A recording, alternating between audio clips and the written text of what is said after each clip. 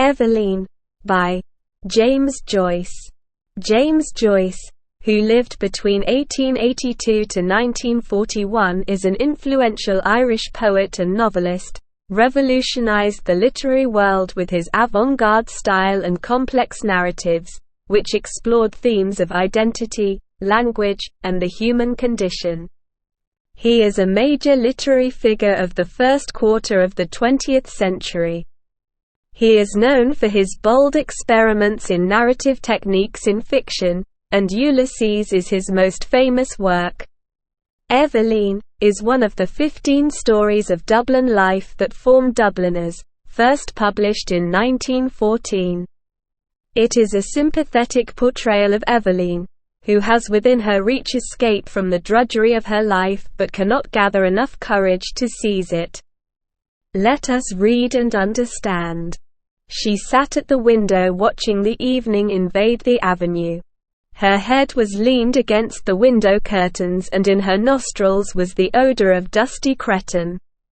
She was tired. Few people passed.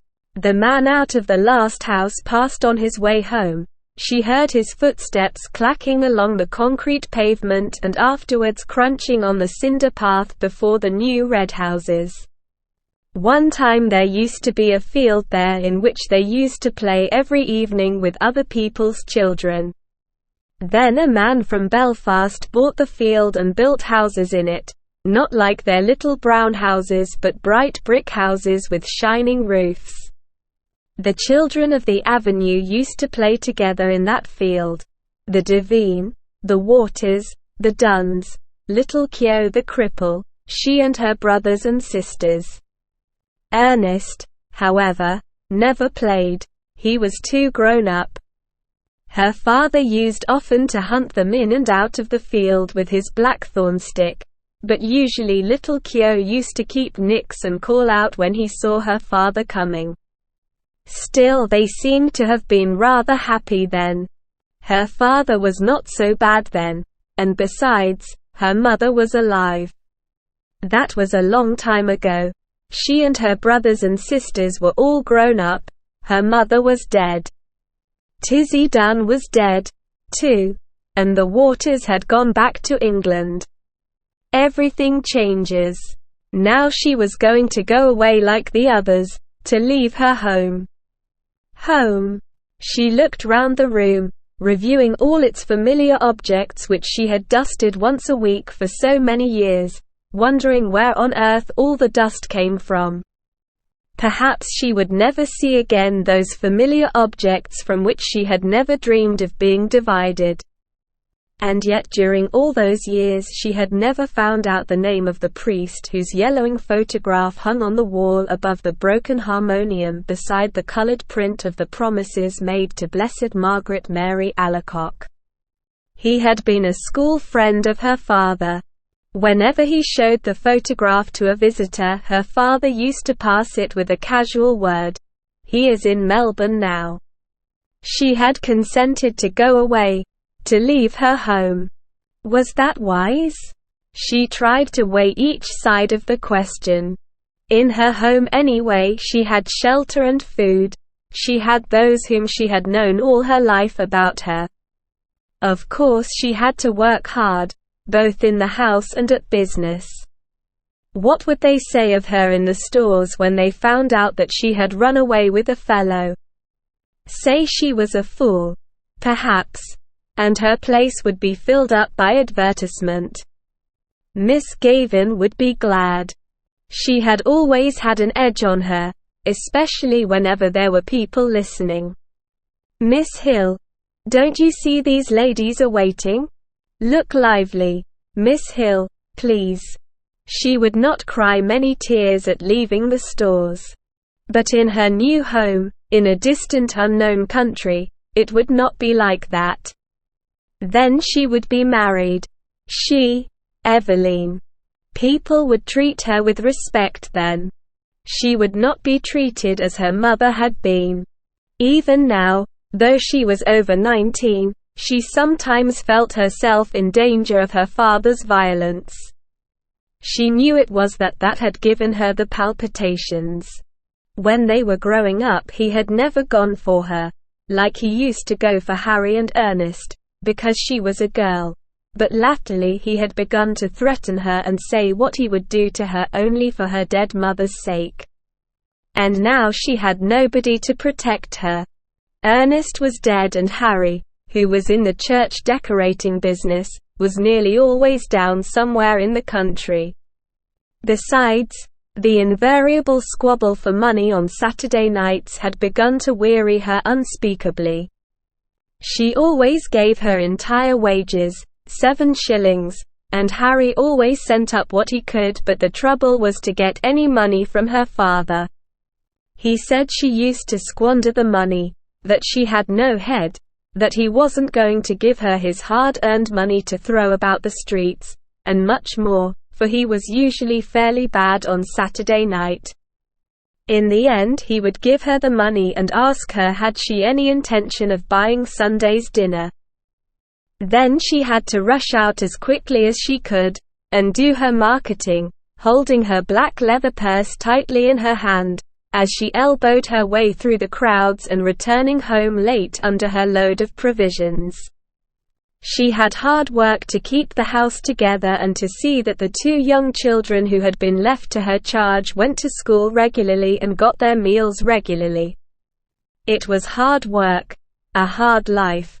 But now that she was about to leave it, she did not find it a wholly undesirable life. She was about to explore another life with Frank. Frank was very kind, manly, open-hearted. She was to go away with him by the night boat to be his wife and to live with him in Buenos Aires, where he had a home waiting for her. How well she remembered the first time she had seen him. He was lodging in a house on the main road where she used to visit. It seemed a few weeks ago. He was standing at the gate, his peaked cap pushed back on his head and his hair tumbled forward over a face of bronze. Then they had come to know each other. He used to meet her outside the stores every evening and see her home. He took her to see The Bohemian Girl, and she felt elated as she sat in an unaccustomed part of the theater with him. He was awfully fond of music and sang a little. People knew that they were courting, and, when he sang about the lass that loves a sailor, she always felt pleasantly confused. He used to call her Poppins out of fun. First of all, it had been an excitement for her to have a fellow, and then she had begun to like him. He had tales of distant countries. He had started as a deck boy at £1 a month on a ship of the Allen Line going out to Canada. He told her the names of the ships he had been on and the names of the different services.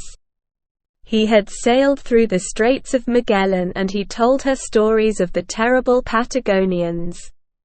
He had fallen on his feet in Buenos Aires, he said, and had come over to the old country just for a holiday. Of course, her father had found out the affair and had forbidden her to have anything to say to him. "I know these sailor chaps," he said. One day he had quarreled with Frank, and after that she had to meet her lover secretly. The evening deepened in the avenue. The white of 2 letters in her lap grew indistinct. One was to Harry. The other was to her father. Ernest had been her favorite, but she liked Harry too. Her father was becoming old lately, she noticed. He would miss her. Sometimes he could be very nice. Not long before, when she had been laid up for a day, he had read her out a ghost story and made toast for her at the fire. Another day, when their mother was alive, they had all gone for a picnic to the Hill of Howth. She remembered her father putting on her mother's bonnet to make the children laugh. Her time was running out, but she continued to sit by the window, leaning her head against the window curtain, inhaling the odor of dusty cretonne. Down far in the avenue she could hear a street organ playing. She knew the air. Strange that it should come that very night to remind her of the promise to her mother, her promise to keep the home together as long as she could. She remembered the last night of her mother's illness. She was again in the close dark room at the other side of the hall, and outside she heard a melancholy air of Italy. The organ player had been ordered to go away and given 6 pence. She remembered her father strutting back into the sick room saying, "Damned Italians! Coming over here." As she mused, the pitiful vision of her mother's life laid its spell on the very quick of her being, that life of commonplace sacrifices closing in final craziness. She trembled as she heard again her mother's voice saying constantly with foolish insistence, "Deravon Saron. Deravon Saron." She stood up in a sudden impulse of terror. Escape! She must escape! Frank would save her. He would give her life, perhaps love, too. But she wanted to live. Why should she be unhappy? She had a right to happiness. Frank would take her in his arms, fold her in his arms. He would save her. She stood among the swaying crowd in the station at the north wall. He held her hand and she knew that he was speaking to her, saying something about the passage over and over again. The station was full of soldiers with brown baggages. Through the wide doors of the sheds she caught a glimpse of the black mass of the boat, lying in beside the quay wall, with illumined portholes. She answered nothing. She felt her cheek pale and cold and, out of a maze of distress, she prayed to God to direct her, to show her what was her duty. The boat blew a long mournful whistle into the mist. If she went, tomorrow she would be on the sea with Frank, steaming toward Buenos Aires. Their passage had been booked. Could she still draw back after all he had done for her? Her distress awoke a nausea in her body and she kept moving her lips in silent fervent prayer. A bell clanged upon her heart. She felt him seize her hand. Come! All the seas of the world tumbled about her heart. He was drawing her into them. He would drown her. She gripped with both hands at the iron railing. Come! No! No! No! It was impossible. Her hands clutched the iron in frenzy. Amid the seas she sent a cry of anguish. Eveline! Evie! He rushed beyond the barrier and called to her to follow. He was shouted at to go on, but he still called to her.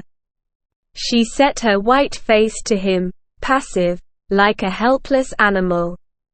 Her eyes gave him no sign of love or farewell or recognition. Hope you could enjoy and understand the story. Thanks for watching. Please continue with the comprehension part. Kindly take a moment, like, share, and subscribe. Have a nice day.